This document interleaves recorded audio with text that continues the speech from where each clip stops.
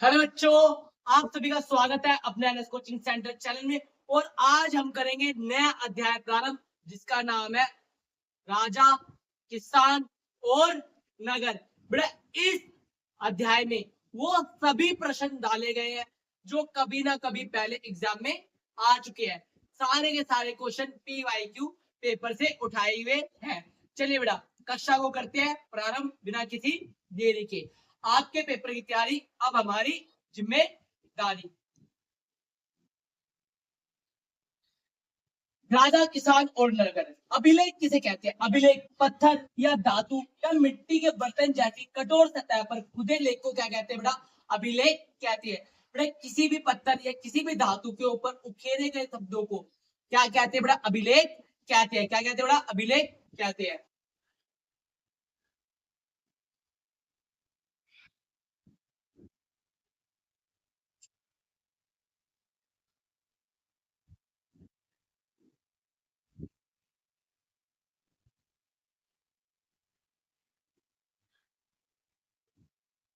जनपद किसे कहते हैं? जनपद से अभिप्राय एक ऐसा भूखंड जहां पर क्या है, किसी जन ने या किसी कबीले ने पैर रखा हो और वहां पर क्या है बेटा, निवास कर लिया हो। बेटा, जनपद किसे कहते हैं? किसी कबीले या जन ने उसे पैर रखा हो और वहीं पे क्या है बेटा, निवास करना प्रारंभ कर दिया हो, उसे क्या कहते हैं? जनपद कहते हैं। और इन्हीं जनपदों से मिलके क्या बने बेटा? महाजनपद बने। और इस समय बेटा 16 महाजनपद क्या थे? महत्वपूर्ण थे। 16 महाजनपदों के बारे में, एक एक महाजनपद के बारे में बात करेंगे। पहले उससे पहले कुछ और क्वेश्चन कर लेते हैं।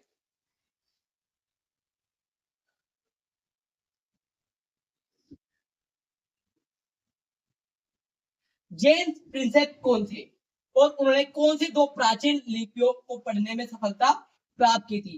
बेटा, James Prinsep east India company का एक अधिकारी था। और 1830 के अंदर 1830 के अंदर इन्होंने एक कीर्तिमान स्थापित किया था। इन्होंने दो लिपियों को पढ़ने में क्या है, सफलता प्राप्त की थी। कौन कौन सी वो दो लिपियां थी बेटा? एक आपकी ब्राह्मणी लिपि थी, एक आपकी खरोष्ठी लिपि थी, जिनको पढ़ने में क्या थी, इन्होंने सफलता प्राप्त की थी। किन्होंने प्राप्त की थी बेटा? जेम्स प्रिंसेप ने। किसने प्राप्त की थी बेटा? जेम्स प्रिंसेप ने। और कब की थी बेटा? सन 1830 ईस्वी में इन्होंने ये सफलता प्राप्त की थी, दो लिपियों को पढ़ने में, ब्राह्मणी और खरोष्ठी। चलिए बेटा, नेक्स्ट क्वेश्चन पे चलते हैं।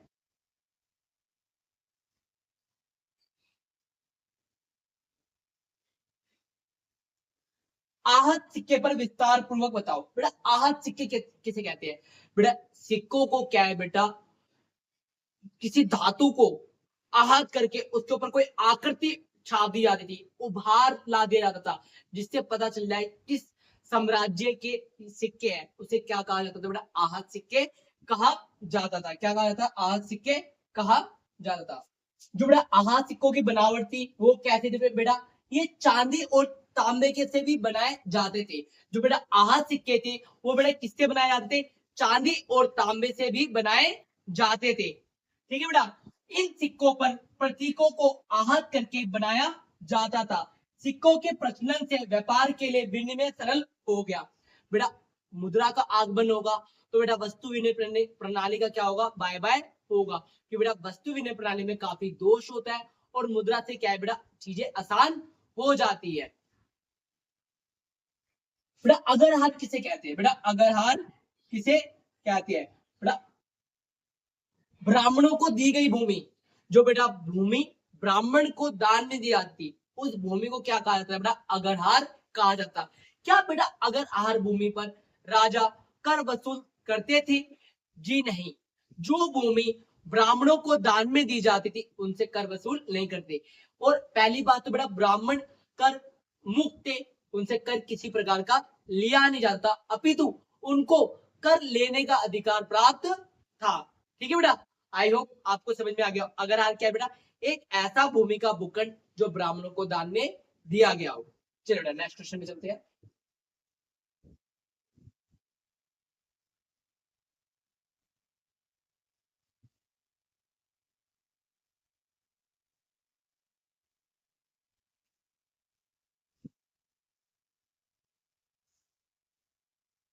सोने के आरंभिक सिक्कों के बारे में संक्षिप्त जानकारी दीजिए।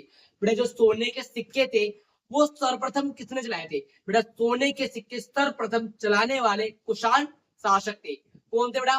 कुषाण शासक। और कुषाण वंश से एक राजा बहुत ज्यादा प्रसिद्ध हुए जिनका नाम था कनिष्क। क्या नाम था बेटा? कनिष्क। सिक्कों की बनावट, इन सिक्कों का आकार और भार तत्कालीन रोमन सम्राटों तथा ईरान के पार्थियन शासकों द्वारा जारी सिक्के के बिल्कुल समान था। जो बेटा कुषाण वंश के शासकों द्वारा सिक्के प्रारंभ किए गए थे वो किसके समान थे बेटा? रोमन वंश के समान थे। चलिए बेटा,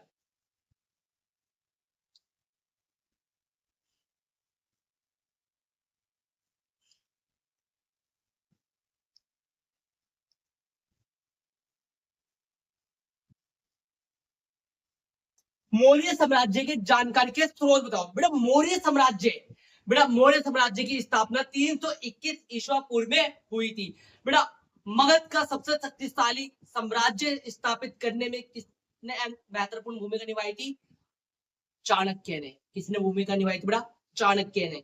बेटा नंद वंश का सर्वनाश करने में किसने महत्वपूर्ण भूमिका निभाई थी? चाणक्य ने। बेटा किसी का अपमान का बदला कैसे लिया जाता है ये चाणक्य से सीखिए कि उनका अपमान किया गया था और उस अपमान का बदला उन्होंने नंद वंश को उखाड़ के लिया था और अपने अखंडता को बनाए रखने के लिए जो उनसे चीजें हुई वो उन्होंने करी और अपने देश की एकता और अखंडता को क्या रखा? बरकरार रखा। और जो सिकंदर भारत पे आक्रमण करने आया था वो बाहर से बाहर ही चला गया था। बेटा बाद में बात करेंगे कौटिल्य के बारे में, पहले बात कर लेते हैं कि मौर्य साम्राज्य की स्थापना तो हुई थी 321 ईसा पूर्व में। संस्थापक कौन थे? चंद्रगुप्त मौर्य। और संस्थापक करने में महत्वपूर्ण भूमिका किसने निभाई थी? कौटिल्य ने। और बेटा अगर आपको मौर्य साम्राज्य के बारे में जानकारी चाहिए हो, बेटा मौर्य साम्राज्य के बारे में आपको पढ़ना हो तो कहां से इनकी जानकारी आपको मिलती है? बेटा 4 नंबर में या 8 नंबर में मौर्य साम्राज्य के स्रोत आते हैं। तो बेटा आपको इसी तरीके से लिखना है ताकि आपके नंबर कटे ना। चलिए बेटा मौर्य साम्राज्य के स्रोत बताओ। बेटा मौर्य साम्राज्य की स्थापना में किसने भूमिका निभाई? कौटिल्य ने। और कौटिल्य कौन थे बेटा? एक अर्थशास्त्री थे, एक विद्वान पंडित थे। तो बेटा उनकी नीतियों के द्वारा क्या था? साम्राज्य का राजपाट चलाया जाता था। और उन्होंने राजपाट की नीति के लिए एक पूरी पुस्तक लिखी हुई थी। उस पुस्तक का नाम था अर्थशास्त्र। क्या नाम था बेटा? अर्थशास्त्र। उनकी पुस्तक का नाम क्या था बेटा? अर्थ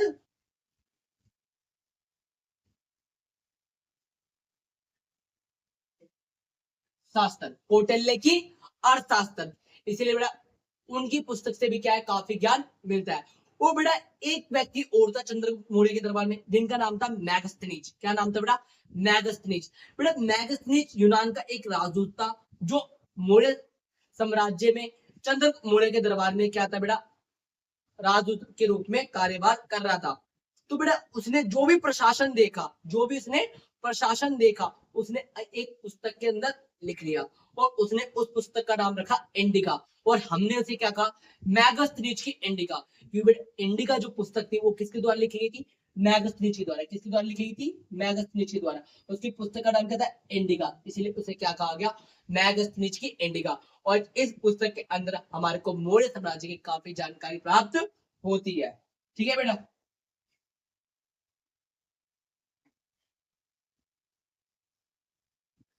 बेटा एक व्यक्ति हो रहा है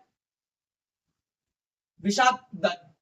विशाख दत्त की मुद्रा राक्षस। बेटा मुद्रा राक्षस राक्षस है क्या? ये एक नाटक है जिसके अंदर ये वर्णित किया गया है कैसे नंदवंश का स्वर्णाश किया गया मौर्य साम्राज्य के द्वारा। कैसे नंदवंश का स्वर्णाश किया गया मौर्य के द्वारा, अर्थात चंद्रगुप्त मौर्य और कौटिल्य के द्वारा कैसे नंदवंश का सर्वनाश कर दिया गया इस नाटक के अंदर क्या है उसका वर्णन किया गया है। तो इधर से भी क्या है हमारे को मौर्य साम्राज्य की जानकारी मिलती है। बेटा कौटिल्य की अर्थशास्त्र। बेटा अभी मैंने कौटिल्य की अर्थशास्त्र के बारे में आपको बता दिया है। ठीक है बेटा, कौटिल्य के अर्थशास्त्र के बारे में मैंने आपको बता दिया है कि राजपाट कैसे किया जाएगा। वो सारी बातें किसमें लिखी गई थी? कौटिल्य की अर्थशास्त्र में लिखी गई थी। चलिए बेटा आगे चलते हैं। बेटा जैन तथा बौद्ध साहित्य। बेटा जैन तथा बौद्ध साहित्य। बेटा आपको पता होना चाहिए चंद्रगुप्त ने अंतिम समय में क्या है बेटा जैन धर्म को अपना लिया था। तो जैन साहित्य में चंद्रगुप्त मौर्य के बारे में काफी कुछ लिखा गया है। और एक युद्ध के बाद मौर्य साम्राज्य के महान सम्राट अशोक सम्राट ने क्या है बेटा अपना धर्म परिवर्तन कर लिया था, क्योंकि उनका हृदय परिवर्तन हो गया था और उन्होंने कसम खा ली थी कि मैं कभी भी शस्त्र का धारण नहीं करूंगा। इतना रक्तपात देखकर उनका हृदय परिवर्तन हो गया और उन्होंने बौद्ध धर्म को क्या है अपने जीवन में अपना लिया था। तो बौद्ध साहित्य में क्या है अशोक सम्राट के बारे में काफी जानकारी मिलती है। और अशोक सम्राट बेटा कौन से वंश से थे? मौर्य वंश। तो हमारे को इनडायरेक्टली बेटा किस वंश के बारे में जानकारी मिल जाती है? मौर्य वंश की जानकारी मिल जाती है। तो ये थे बेटा मौर्य साम्राज्य के स्रोत। 16 महाजनपदों में मगध शक्तिशाली क्यों था? मगध एक महाजनपद था जो 16 जनपदों में सबसे शक्तिशाली था। इसके निम्नलिखित कारण है। योग्य शासक। बेटा मगध के अंदर जितने भी शासक हुए, चाहे वो नंद वंशी हो, चाहे वो मौर्य वंशी हो, सभी के सभी क्या थे? महान और सर्वशक्तिमान शासक में एक हुए। जैसे बेटा चंद्रगुप्त मौर्य, अशोक सम्राट, बिंदुसार, ऐसे योग्य शासकों के कारण क्या है बेटा मगध साम्राज्य फलता और फूलता गया और इसकी शक्ति और ज्यादा बढ़ती गई। उच्च पैदावार। बेटा मगध के अंदर क्या है बेटा उच्च पैदावार हुई। उच्च पैदावार क्यों हुई? क्योंकि बेटा यहाँ पर एक सदाबहार नदी बहती है गंगा, और गंगा से क्या है बेटा सिंचाई के लिए पानी मिल जाता है। और गंगा का जो आसपास का क्षेत्र है वो कृषि योग्य भूमि के लिए क्या है बहुत अच्छा है, उपजाऊ भूमि है। और जिस कारण क्या है बेटा कृषि की उपज में क्या हुई बेटा वृद्धि हुई। लोहे की खदानें।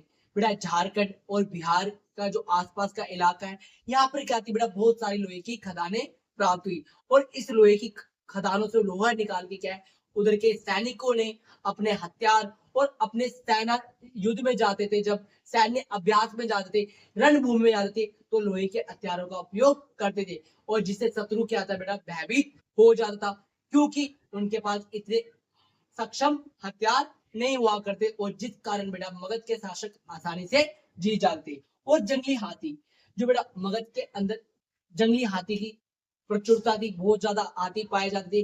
तो इन्होंने क्या करा बेटा जंगली हाथों को अपना हथियार बनाया और जब युद्ध में जाते थे तो बेटा हाथी के ऊपर बैठ के क्या थे बेटा लड़ाई करते थे। और जिस कारण क्या है बेटा शत्रुओं को परास्त करने में क्या है ये आसानी से परास्त कर देते थे और अपने साम्राज्य को आगे और फैलाते रहते थे। इसी कारण मगध 16 महाजनपदों में सबसे शक्तिशाली था। ये बेटा क्वेश्चन परीक्षा के दृष्टिकोण से अत्यंत महत्वपूर्ण है। कृपया करके इस क्वेश्चन को जरूर करके जाए।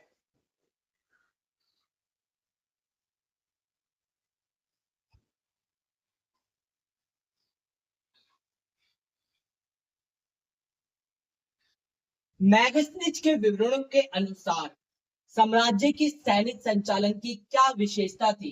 राजदूत मैगस्निच। बेटा आपको इस प्रकार से पेपर लिखना है कि पेपर वाला आपके नंबर काट ना पाए।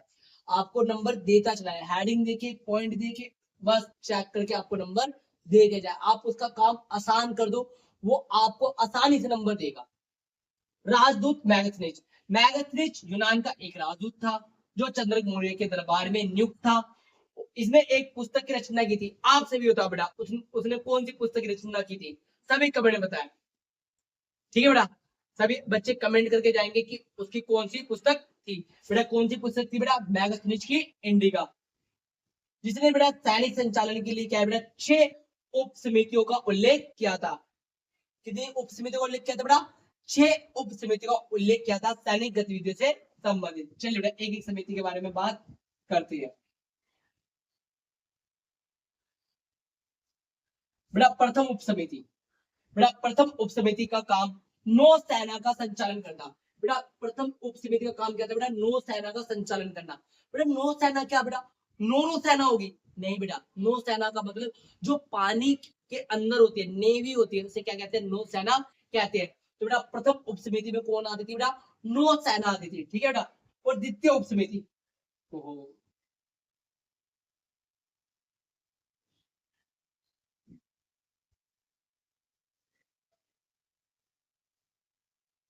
और द्वितीय उप समिति में कौन है? इसका काम पैदल सैनिकों का संचालन करना था।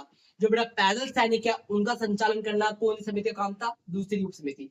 पहली समिति नौसेना, दूसरी उप समिति पैदल सैनिक, तीसरी उप समिति, इस समिति का काम खान पान तथा यातायात का संचालन करना था। इस समिति का काम क्या था बेटा? खान पान और यातायात का संचालन करना था। क्या कार्य था बेटा इसका? खान पान करना और यातायात का संचालन करना। पहले का काम क्या था? नौसेना, दूसरे का काम क्या था? पैदल सैनिक, तीसरे का काम क्या था? खान पान और यातायात का संचालन करना। चलिए बेटा, चौथी उप समिति, चौथी उप समिति का काम था अश्वरोहियों का संचालन करना। अश्वरोही को मतलब घोड़े के ऊपर जो बैठे हुए हैं, जो घोड़े वाली सेना है, उसका क्या करना? संचालन करना। पहला नौसेना, दूसरा पैदल सैनिक, तीसरा खान पान यातायात का संचालन करना, चौथा अश्वरोही।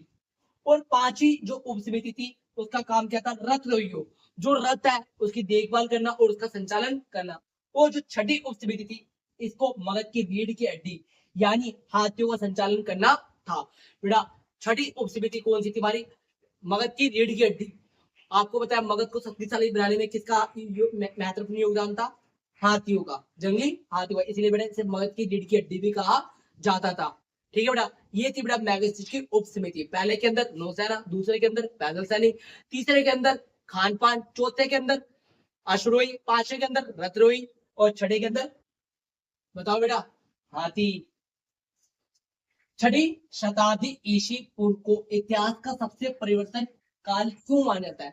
बेटा छठी ईसी शताब्दी को इतिहास का परिवर्तन काल क्यों माना जाता है? चलिए बेटा, महाजनपदों का उदय, इसी समय क्या है बेटा? महाजनपद का क्या हुआ था बेटा? उदय हुआ था। और महाजनपद कितने बेटा? 16 महाजनपद। और इनके अंदर सबसे शक्तिशाली महाजनपद कौन था? मगध। चलिए बेटा नेक्स्ट पॉइंट के बारे में, लोहे का उपयोग, इसी समय क्या है बेटा? लोहे का उपयोग भी क्या हो गया था? प्रारंभ हो गया था। जो मगध के सैनिक थे वो लोहे का क्या करते थे? प्रयोग करते थे। सिक्कों का उपयोग, और छठी ईस्वी शताब्दी में क्या है बेटा? सिक्कों का प्रयोग भी क्या हो गया था? शुरुआत हो गई थी। राजाओं ने बेटा व्यापार को सरल करने के लिए सिक्कों का प्रचलन कर दिया था। बौद्ध और जैन धर्म का विस्तार, और इसी समय क्या है बेटा? दो महत्वपूर्ण धर्म भी क्या उभर के आए थे, बौद्ध धर्म और जैन धर्म। ठीक है बेटा, आई होप आपको ये चीजें समझ में आ गई होगी। और अगर कोई आपको डाउट है तो आप पूछ सकते हो। बेटा छठी ईस्वी शताब्दी को महत्वपूर्ण काल क्यों कहते हैं? क्योंकि बेटा इस समय लोहे के पालों का प्रयोग हुआ। ठीक है, दो धर्म अस्तित्व में आए, जैन धर्म, बौद्ध धर्म। ठीक है, और 16 जनपदों में मगध सबसे शक्तिशाली बना। ये सब घटनाएं घटित हुई इसी समय के काल में। चलिए बेटा नेक्स्ट क्वेश्चन पे,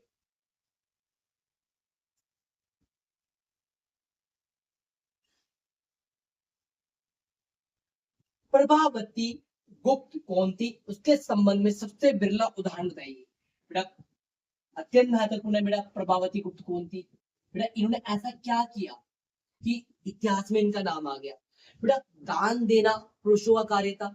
इन्होंने दान देकर क्या है बेटा? अपना इतिहास के अंदर नाम दर्ज करा दिया। प्रभावती गुप्त आंशिक आरंभिक भारत के एक प्रसिद्ध शासक विक्रम आदित्य की पुत्री थी। प्रभावती गुप्त वाकाटक की रानी थी। वाकाटक वंश में इनका विवाह हुआ था, तो वहां की क्या बन गई बेटा? रानी बन गई। बिरला उदाहरण, प्राचीन काल में महिलाओं को भूमि दान करने का अधिकार न होने के बावजूद भी प्रभावती गुप्त में भूमि दान करके अनूठा उदाहरण प्रस्तुत किया था। इन्होंने क्या बेटा? भूमि दान करके क्या इतिहास के अंदर अनूठा उदाहरण प्रस्तुत किया।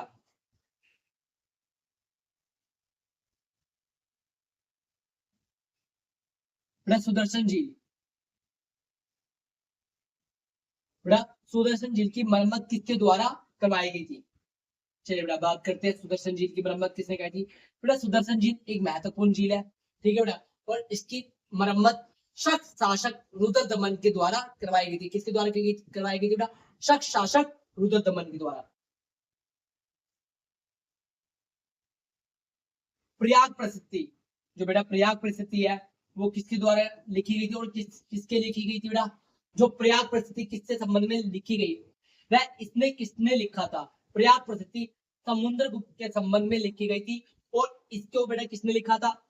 उनके दरबारी कवि ने हरि सेन ने लिखा था। ठीक है, उनकी प्रशंसा में।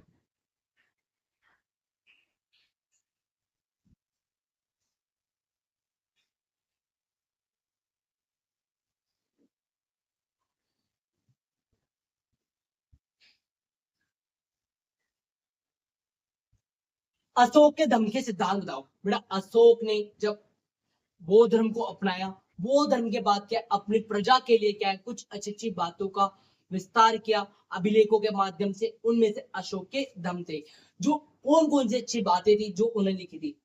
धर्म के सिद्धांत, अशोक ने अपनी जनता के लिए नैतिक उत्थान के लिए लोगों के समक्ष कुछ नैतिक नियम प्रस्तुत करे। इन्हीं नियमों के समूह को क्या कहते हैं बेटा, धर्म का सिद्धांत कहते हैं। बड़ों का आदर सम्मान करो, अशोक का पहला सिद्धांत क्या था, अपने बड़ों का आदर सम्मान करो। ठीक है, साधारण व्यवहार, बेटा आप चाहे जितने भी बड़े हो किंतु अपने छोटों से साधारण व्यवहार करो, अच्छा व्यवहार करो। कर्म पर बल, बेटा कोई मनुष्य जन्म से उच्च कुल में पैदा हुआ है तो उससे उसको प्रतिष्ठा नहीं मिलनी चाहिए, बल्कि कर्म होने चाहिए इस व्यक्ति के। कर्म पे बल दिया उन्होंने। धर्म का मूल मंत्र, अहिंसा अशोक के धर्म का मूल मंत्र है। इसके अनुसार किसी भी जीव को मन, वचन तथा कर्म से कष्ट नहीं पहुंचाना चाहिए। बेटा सभी के अंदर क्या है बेटा, जीव आत्मा का वास होता है, तो किसी प्रकार से उसको कष्ट नहीं पहुंचाना चाहिए। ये क्या थी बेटा, अशोक द्वारा एक प्रस्तुत की गई बात थी, जिसे हम क्या कहते हैं, धर्म के सिद्धांत। स्वयं का निरीक्षण, बेटा दूसरों को रोक टोक करने से पहले खुद के गले मान में झांकना चाहिए। समय समय पे खुद का निरीक्षण करना चाहिए कि मेरे द्वारा जो कार्य करा जा रहा है वो ठीक है या नहीं।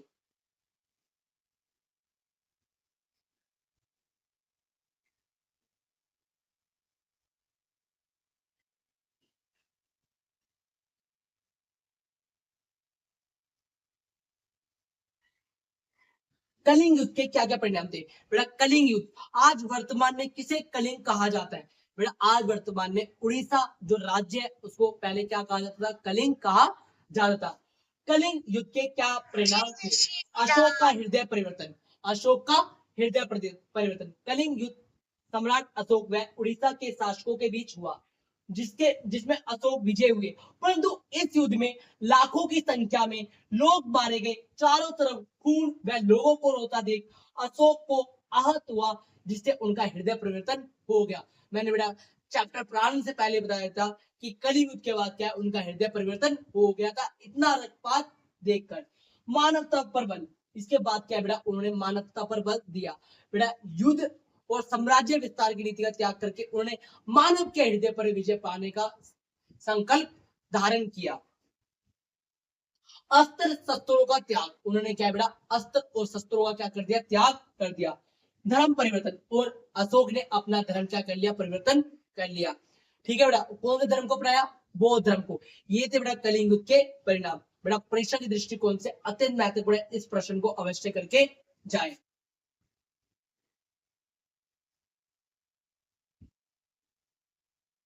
अभिलेखों की साक्ष्य सीमा क्या थी बेटा, जो अभिलेख है उनकी सीमाएं क्या होती है, क्या क्या खामियां होती है अभिलेखों के बारे में, चलिए एक एक के ऊपर बात करते हैं।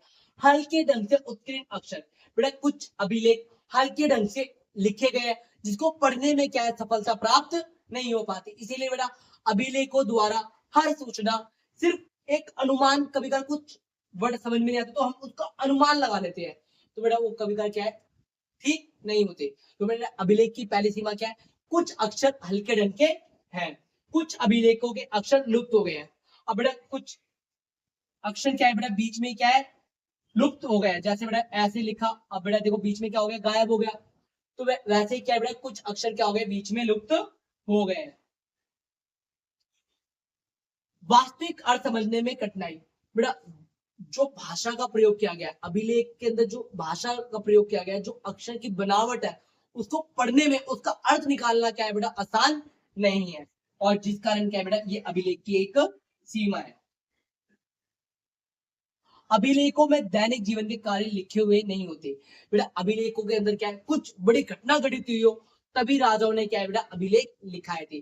तो बेटा हमारे को आम जीवन के बारे में ज्यादा जानकारी प्राप्त नहीं हो पाती, सिर्फ और सिर्फ कुछ विशेष कार्य जो राजाओं द्वारा किए गए या विशेष समय में कुछ अभिलेख बनाए गए, उसी के बारे में हमारे को जानकारी मिल पाती है। अभिलेख बनवाने वाले के विचार, अभिलेख को देखकर यह पता चलता है कि जिसने अभिलेख बनवाया उसका विचार किस प्रकार से, इसके बारे में हमें जानकारी प्राप्त होती है। चलिए बेटा नेक्स्ट क्वेश्चन देखते हैं। बेटा इस क्लास का अंतिम क्वेश्चन और महत्वपूर्ण क्वेश्चन, ठीक है बेटा, अवश्य करके जाए इसको। और बेटा ये शॉर्ट फॉर्म में लिखा है, इसको आप एक्सप्लेन करके जो लिखिए, क्योंकि 8 नंबर में प्रश्न आएगा। अगर आप चाहते हो कि इसको लॉन्ग क्वेश्चन के अंदर आपको आंसर दिया जाए, तो आप वीडियो को ज्यादा से ज्यादा अपने दोस्तों तक शेयर करें और लाइक करें और कमेंट करना ना भूलें, और आपको वीडियो बना दी जाएगी। बेटा मौर्य साम्राज्य की सामाजिक, आर्थिक एवं सांस्कृतिक स्थितियां कैसी थी, उसके बारे में बताओ। मौर्य साम्राज्य का समाज कैसा था, उधर का कल्चर कैसा था, उधर की राजनीति कैसी थी, उधर की आर्थिक गतिविधि कैसी थी, इसके बारे में आपको डिटेल में लिखना है। सामाजिक जीवन, अशोक के लेखों और कौटिल्य की अर्थशास्त्र मैगनीज की यात्रा विवरण से मौर्य काल के सामाजिक जीवन पर प्रकाश पड़ता है। हमारे को बेटा मौर्य साम्राज्य के समाज के बारे में इन स्रोतों से पता चलता है। सामाजिक वर्ग एवं जाति प्रथा, बेटा उस समय क्या है, जाति प्रथा का क्या था, प्रचलन था। कौटिल्य अर्थशास्त्र, आश्रम व्यवस्था की जानकारी मिलती है। बेटा कौटिल्य के अर्थशास्त्र से क्या है बेटा, हमारे को आश्रम की जानकारी मिलती है। क्षत्रिय एवं वैश्य प्रतिष्ठी, बेटा उस समय क्या है बेटा, क्षत्रिय और वैश्य क्या है बेटा, दो वर्ण होते थे, और दो वर्ण और होते थे, वो कमेंट करके आप बताएं। एक का काम यज्ञ करना, दान दक्षिणा लेना, ये काम होता था, और एक का काम था ऊपर के तीनों वर्णों की सेवा करना। लोग ब्राह्मणों के प्रति श्रद्धा का भाव रखते थे। एक वर्ण का नाम तो बेटा इन्हीं में छुपा हुआ, आप बता सकते हो। मैग्नेस इंडिका के अनुसार 7 जातियों का उल्लेख किया गया था। बेटा आप चाहते हो इस क्वेश्चन के ऊपर लॉन्ग वीडियो मिले, तो वीडियो को ज्यादा ज्यादा शेयर कर दीजिए, और सब्सक्राइब करना ना भूले अपने एनएस कोचिंग सेंटर को।